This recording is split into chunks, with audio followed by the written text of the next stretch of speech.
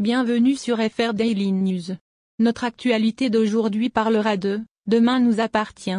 Spoilé, Bruno est sur le point de sortir de prison et retrouve Nathan. Dans les épisodes de Demain nous appartient diffusés sur TF1 en décembre 2023, Diego réalise ce qu'implique sa compatibilité avec Bastien, tandis que Bruno voit la lumière au bout du tunnel.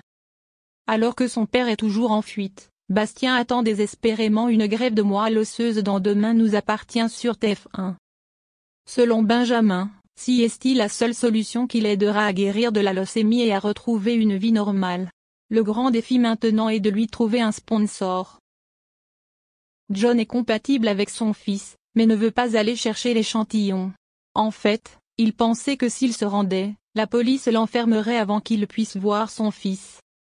Il clame son innocence et compte bien le prouver en tuant le véritable meurtrier de Flamand. Rassurez Chloé que Demain nous appartient. Après l'échec du prototype tenté par Benjamin dans son ancienne maison, il fallait désormais trouver un donneur compatible autre que John. Violette se lance à corps perdu dans cette mission, répandant de bonnes choses au lycée. De nombreux camarades de Bastien furent testés sans succès.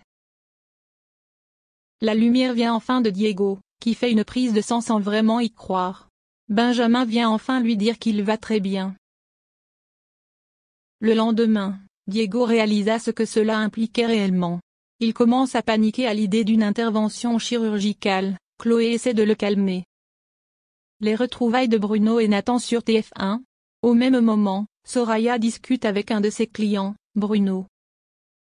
Il est en prison depuis son implication dans le trafic de drogue. Il a ensuite été recruté par Vincent, mais les choses ont empiré lorsqu'il a été assassiné par leur troisième complice, Yoris. Soraya informe Bruno qu'elle va demander la grâce et qu'elle a de grandes chances d'aboutir. Pour ce faire, Bruno doit trouver un emploi et un logement. S'il pense pouvoir demander à Alex de l'embaucher au MA, il ne voudra pas demander à Nathan de lui fournir un logement. Merci d'avoir regardé et à la prochaine vidéo. N'oubliez pas de vous abonner à notre chaîne. En attendant, faites-nous part de vos commentaires dans la section commentaires ci-dessous. Salut à tous, on se retrouve aujourd'hui pour une vidéo dans laquelle on va parler de l'amour et dans le pré. Vous le savez, l'émission phare de M6 a permis à de nombreux agriculteurs de trouver l'amour.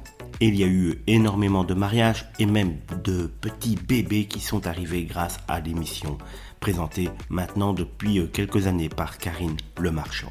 Et ce week-end, il y aura un mariage de plus, puisqu'en effet, Didier et Stéphanie de la saison 8, qui date déjà de 2013, ont décidé de suivre les traces de nombreux autres agriculteurs. Les deux tourtereaux ont fait la connaissance par l'intermédiaire de Karine. Depuis, ils voient la vie en rose. En effet, ils ont mis au monde un enfant. Il s'agit d'un petit garçon prénommé Esteban, qui est aujourd'hui âgé de 6 ans.